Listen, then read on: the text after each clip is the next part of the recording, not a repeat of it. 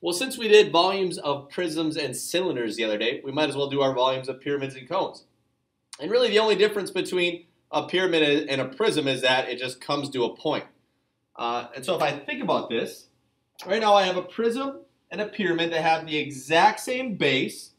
So these both have a rectangle with the same length and the exact same width, and they have the exact same height. So the only difference is the prism, right, the height kind of goes straight up here, right, they all go straight up, where the pyramid comes to a point, just comes to a point. So let's think about our volume of a prism. Back to the other day. How do we find the volume of a prism? We found the area of the base, which is big B, times the height of the prism, right? So we found the area of the base, so length times width in this case, to find that area, and then we took it times the height to fill it up, right, to figure out how much space.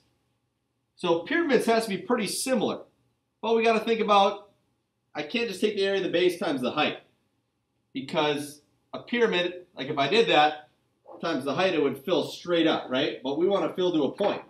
So how many pyramids do you think it takes to fill up a prism? Well, a lot of people would guess 2. If you would go and look, there's a lot of good videos on YouTube that you can check out that actually show how this works, that how many pyramids fit into a prism that have the same base and the same height. And there are actually 3 pyramids that can fit into a prism.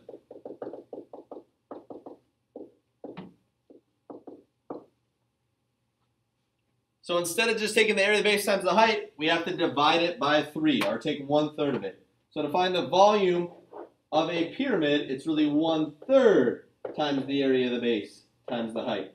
Because if I did the area of the base times the height, it's really a prism, and then 1/3 of it is a pyramid, because 3 pyramids would fill up into this prism. So for example, if I tip this pyramid upside down and had it like this, something like that, and I filled it up and dumped it into that prism, it would take 3 of them to fill up that prism. That's why we do 1/3 times the area of the base times the height. So here is our formula for pyramids and cones. It's just 1/3 times the area of the base times the height. Or take the area of the base times the height and divide by 3. Okay, if you don't like typing the fractions in your calculator. So find the volume of the pyramid, round to the nearest tenth if necessary. So for volume of a pyramid, it's 1/3 times the area of the base times the height. And in this case, what is our base shape? We have a triangle, so the area of a triangle is 1/2 base times height. So I'm going to rewrite this. So it's really 1/3 times the area of that triangle, which is 1/2 base times height, times the height of the pyramid. And then we just plug in the information that we know. So really we just divide by 3 at the end. That's what that 1/3 is. So for the area of the triangle, 1/2 times the base times the height, right? They have to make a right angle, which it does right there. So 1/2 times the base times the height of 6, and then times the height of the entire pyramid, which we go off the vertical height, which we have right here, which is 14. And so when we simplify this guy, oops, that's ugly. So let's see, 1/2 of 6 is 3. 3 times 15 is 45.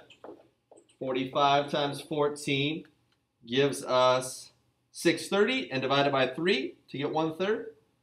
And we end up with 210, and this is volume, so feet cubed. 210 feet cubed. So you just find the area of the base, take it times the height of that pyramid, and then divide by 3. That's where that 1/3 comes into play. And sometimes your pyramids can be drawn oblique. For example, this guy, it could have been something like this. It could be like that, where it's oblique. We're still using the vertical height. So if I were to find the height, I still use the vertical height, even if my pyramid is kind of slanted off to the side. It might not be kind of straight up and down. And you'll see that when you start working. Okay, same thing with a cone. I have a right cone right here. We would call this a right cone because it makes a right angle. And here I have an oblique cone because it slants off. Still the same thing. We still use actual vertical height, just like we talked about with the cylinder the other day. And it's the exact same thing. It comes to a point, so we use 1/3 times the area of the base times the height. In this case, we know that all cones have a circle for its base, so the area of the base would be pi r squared. Okay, let's just look at one example there. So here we go. Find the volume of each cone. So it is a cone, so 1/3 times the area of the base times the height. And just like we talked about, all cones have a circle, so pi r squared for my area of the base, and then times the height. Well, what do we know so far? Okay, I don't know the radius yet. Can I find it? Let's see. And sometimes you gotta be careful. A lot of your pictures are not going to be drawn to scale. In this case, if we take a look here, right, this does not look like a 30-degree angle. But we got to use whatever information is given. So sometimes pictures are not drawn to scale. Well, think about this. This would be a 30, 60, 90 right triangle. So the 30 side is 5. It says it's 5 right now. That means the hypotenuse is always twice that. Right, if I think about my 30, 60, 90. Right, this is not drawn to scale here. So 30 side is x. Hypotenuse is 2x. 60 side is x root 3. So that means my hypotenuse is 10, which I don't really care about, so I don't even really need to find that. And my 60 side, right, opposite the 60, is x root 3, so 5 root 3. Or I could use a trig ratio as well. In this case, I know the opposite, and I'm trying to find the adjacent. So it would be tangent. So I could have set up tangent of 30 equals opposite, which is 5, over adjacent, which would give us the radius. Either way. Okay, but 5 root 3, I'll use 5 root 3 for the radius here. So this is my radius now. So like I said, it's not drawn to scale, so that it gets kind of confusing. So 1/3 times pi r squared, well, r is 5 root 3. We're going to have to square that. Times the height, which it already has is 5. Right, the vertical height. Got to use that vertical height. And now we just start typing it in. So I'm going to start with pi times 5 root 3. And I want to take the square of this entire thing, 5 times root 3. So be careful when you type that in your calculator. You're going to need parentheses around it. Okay, so 5 root 3 squared. I'm going to find out what that is first. It's about 235.6. I'm going to leave whatever in my calculator. I'm going to leave that whole decimal and take it times 5 right away. And then divide it by 3. So I'm going to type this part in, then take it times 5, and then divide it by 3 for the 1/3. And we should end up with 392.7. And we got centimeters cubed because it is volume. Right? Volume is always cubed. There we go. Lastly, they might not give you a picture. Well, just read carefully.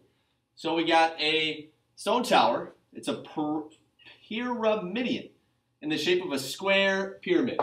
Okay, so you might want to draw it. It's good practice to give it a draw. So square pyramid. It's going to look something like that with it going back to that corner and up. So pretty close, all right. And it says it has a height of 52.5 centimeters.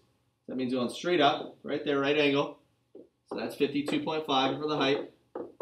And the base edges of 36 centimeters. So 36 centimeters on each side. And we're trying to find the volume. And the volume of a pyramid is 1/3 because it goes to a point times the area of the base times the height. And there we go. Just plug in information. So 1/3, well, it's a square. So side squared, so 36 times 36. 36 times 36 for the area of the base times the height, which they give us 52.5. So drawing the picture just helps you see it if you're not sure what numbers to type in there. And when I go through the math, we end up with, I'm basically just going to multiply these, then divide by 3.